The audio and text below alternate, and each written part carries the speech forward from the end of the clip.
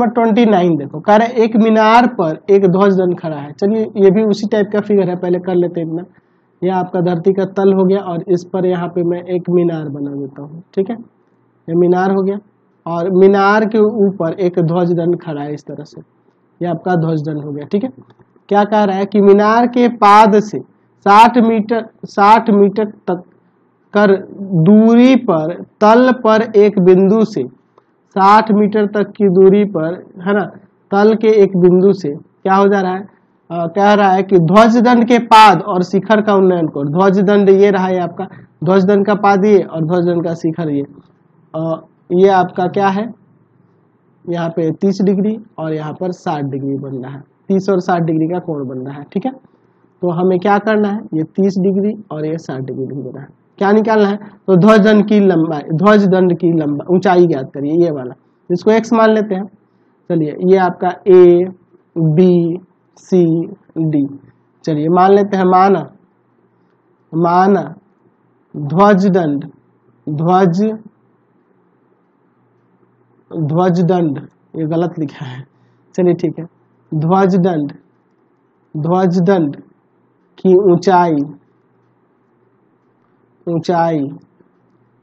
ध्वज दंड की ऊंचाई जो है आपके पास x है, x मीटर है, ठीक है। और मीनार की ऊंचाई तथा मीनार की ऊंचाई ये भी कुछ मान लेते हैं, मीनार की ऊंचाई y है, मीनार की ऊंचाई क्या है आपके पास, y है।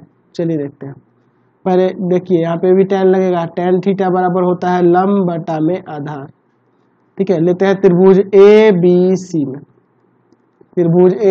में, इस त्रिभुज में क्या हो जाएगा, tan 30 ना, तो tan 30 लोगे तो लंब आपका हो जाएगा BC, आधार हो जाएगा AB, 1/√3, BC का वैल्यू है y और AB का जो वैल्यू है वह है 60।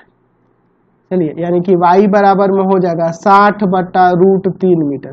परिमेयकरण कर देते हैं, 60/√3, √3 से ऊपर भी गुना और नीचे भी गुना, ठीक है। चलिए तो 60√3/3 मीटर, ये काट देंगे 20 हो जाएगा, तो 20√3 हो गया, 20√3, y का वैल्यू क्या आ गया, y बराबर में आ गया 20√3 मीटर। अब चलते हैं त्रिभुज ABD में, बड़े वाले में, तो tan 60 लेंगे, tan 60 बराबर लंब बटा आधार, यानी कि BD बटा में AB, tan 60 √3 होता है BD का वैल्यू, तो BD का वैल्यू हो जाएगा x + y और AB का वैल्यू है 60, AB का वैल्यू है 60, यह जाके उधर गुना करेगा तो x + y बराबर में 60√3। चलिए अब मैं यहाँ पर y का वैल्यू रख देता हूँ, तो x + 20√3 बराबर में 60√3, ये जाके उधर घट जाएगा तो x बराबर में आ जाएगा 40√3 मीटर।